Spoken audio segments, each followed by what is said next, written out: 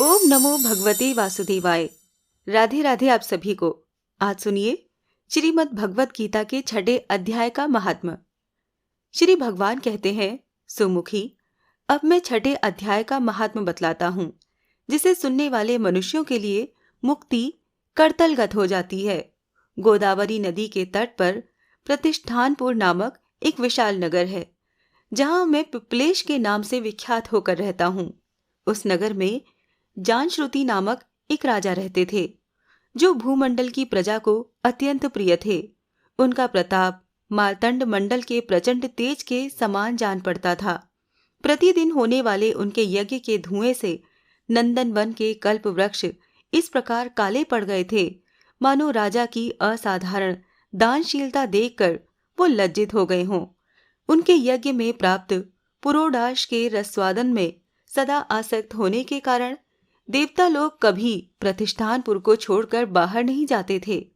उनके दान के समय छोड़े हुए जल की धारा प्रताप रूपी तेज और यज्ञ के धूमों से पुष्ट होकर मेघ ठीक समय पर वर्षा करते थे। उस राजा के शासनकाल में खेती में होने वाले 6 प्रकार के उपद्रव अर्थात ईतियों के लिए कहीं थोड़ा भी स्थान नहीं मिलता था और अच्छी नीतियों का सर्वत्र प्रसार होता था। वो बावली, कुएं और पोखरे खुदवाने के बहाने मानो प्रतिदिन पृथ्वी के भीतर की निधियों का अवलोकन करते थे। एक समय राजा के दान, तप, यज्ञ और प्रजापालन से संतुष्ट होकर स्वर्ग के देवता उन्हें वर देने के लिए आए। वो कमल नाल के समान उज्ज्वल हंसों का रूप धारण कर अपनी पांखें हिलाते हुए आकाश मार्ग से चलने लगे। बड़ी उतावली के साथ उड़ते हुए वो सभी हंस परस्पर बातचीत भी करते जाते थे। उनमें से भद्राश्व आदि 2-3 हंस वेग से उड़कर आगे निकल गए। तब पीछे वाले हंसों ने आगे जाने वालों को संबोधित करके कहा, अरे भाई भद्राश्व, तुम लोग वेग से चलकर आगे क्यों हो गए? ये मार्ग बड़ा दुर्गम है, इसमें हम सबको साथ मिलकर चलना चाहिए। क्या तुम्हें दिखाई नहीं देता? ये सामने ही पुण्य मूर्ति महाराज जानश्रुति का तेज पुंज अत्यंत स्पष्ट रूप से प्रकाशमान हो रहा है। उस तेज से भस्म होने की आशंका है, अतः हम लोगों को सावधान होकर चलना चाहिए। पीछे वाले हंसों के ये वचन सुनकर आगे वाले हंस हंस पड़े और उच्च स्वर से उनकी बातों की अवहेलना करते हुए बोले, अरे भाई, क्या इस राजा को जानश्रुति का तेज ब्रह्मवादी महात्मा ऋग के तेज से भी अधिक तीव्र है? हंस की ये बातें सुनकर राजा जानश्रुति अपने ऊंचे महल की छत से उतर गए और सुखपूर्वक आसन पर विराजमान होकर अपने सारथी को बुलाकर बोले, जाओ, महात्मा ऋग को यहाँ ले आओ।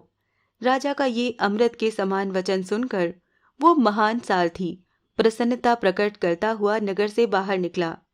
सबसे पहले उसने मुक्तदायिनी काशीपुरी की यात्रा की, जहाँ जगत के स्वामी भगवान विश्वनाथ मनुष्यों को उपदेश दिया करते हैं।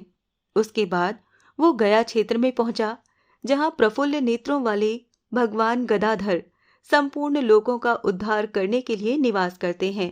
तदंतर नाना तीर्थों में भ्रमण करता हुआ सारथी पापनाशिनी मथुरापुरी में गया।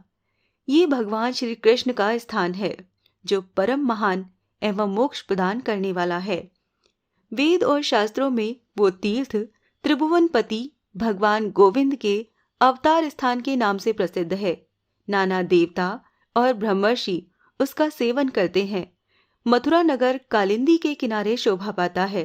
उसकी आकृति अर्धचंद्र के समान प्रतीत होती है। वो सब तीर्थों के निवास से परिपूर्ण है। परम आनंद प्रदान करने के कारण सुंदर प्रतीत होता है। गोवर्धन पर्वत के होने से मथुरा मंडल की शोभा और भी बढ़ जाती है। वो पवित्र वृक्षों और लताओं से आवृत है। उसमें 12 वन हैं।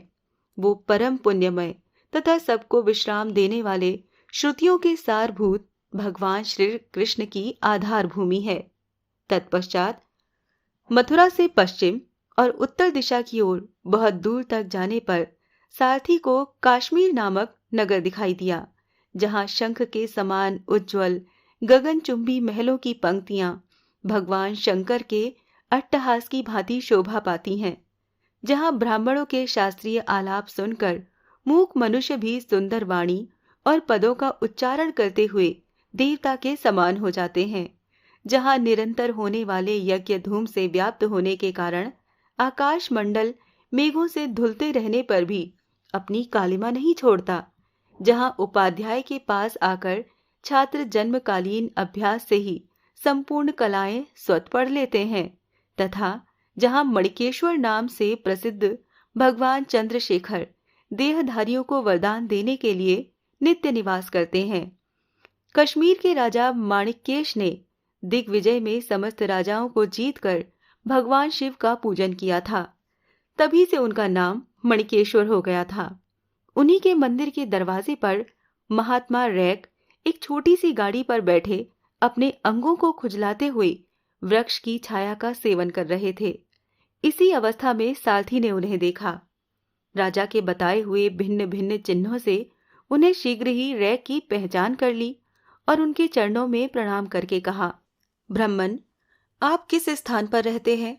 आपका पूरा नाम क्या है? आप तो सदा स्वच्छंद विचरने वाले हैं, फिर यहाँ किस लिए ठहरे हैं? इस समय आपका क्या करने का विचार है? सारथी के ये वचन सुनकर परम आनंद में निमग्न महात्मा रैक ने कुछ सोचकर उससे कहा, यद्यपि हम पूर्ण काम हैं, हमें किसी वस्तु की आवश्यकता नहीं है, तथापि कोई भी हमारी मनोवृत्ति के अनुसार परिचर्या कर सकता है। रैक के हार्दिक अभिप्राय को आदरपूर्वक ग्रहण करके सारथी धीरे से राजा के पास चल दिया। वहां पहुंचकर राजा को प्रणाम करके उसने हाथ जोड़कर सारा समाचार निवेदन किया। उस समय स्वामी के दर्शन से उसके मन में बड़ी प्रसन्नता थी। सारथी के वचन सुनकर राजा के नेत्र आश्चर्य से चकित हो उठे। उनके हृदय में रैक का सत्कार करने की श्रद्धा जागृत हुई। उन्होंने 2 खच्चरियों से जुती हुई एक गाड़ी लेकर यात्रा की, साथ ही मोती के हार, अच्छे अच्छे वस्त्र और 1 सहस्त्र गाय भी ले ली। कश्मीर मंडल में महात्मा रैक जहां रहते थे, उस स्थान पर पहुंचकर राजा ने सारी वस्तुएं उनके आगे निवेदन कर दी और पृथ्वी पर पड़कर साष्टांग प्रणाम किया। महात्मा रैक अत्यंत भक्ति के साथ चरणों में पड़े हुए राजा जान श्रुति पर कुपित हो उठे और बोले, रे शूद्र, तू दुष्ट राजा है, क्या तू मेरा वृतांत नहीं जानता? ये खच्चरियों से जुती हुई अपनी ऊंची गाड़ी ले जा। ये वस्त्र, ये मोतियों के हार और ये दूध देने वाली गाय भी स्वयं ही ले जा। इस तरह आज्ञा देकर रैक ने राजा के मन में भय उत्पन्न कर दिया। तब राजा ने श्राप के भय से महात्मा रैक के दोनों चरण पकड़ लिए और भक्ति पूर्वक कहा, ब्राह्मण, मुझ पर प्रसन्न होइए। भगवान, आप में ये अद्भुत महात्म्य कैसे आया? प्रसन्न होकर मुझे ठीक ठीक बताइए। रैक ने कहा, राजन, मैं प्रतिदिन गीता के 6ठे अध्याय का जप करता हूँ। इसी से मेरी तेजो राशि देवताओं के लिए भी दुस्सह है। तदंतर परम बुद्धिमान राजा जान श्रुति ने यत्न पूर्वक महात्मा रैक से गीता के 6ठे अध्याय का अभ्यास किया। इससे उन्हें मोक्ष की प्राप्ति हुई। इधर रैक भी भगवान मणिकेश्वर के समीप मोक्षदायक गीता के 6ठे अध्याय का जप करते हुए सुख से रहने लगे। हंस का रूप धारण करके वरदान देने के लिए आए हुए देवता भी विस्मित होकर स्वेच्छानुसार चले गए। जो मनुष्य सदा इस एक ही अध्याय का जप करता है, वो भी भगवान विष्णु के ही स्वरूप को प्राप्त होता है। इसमें तनिक भी संदेह नहीं है।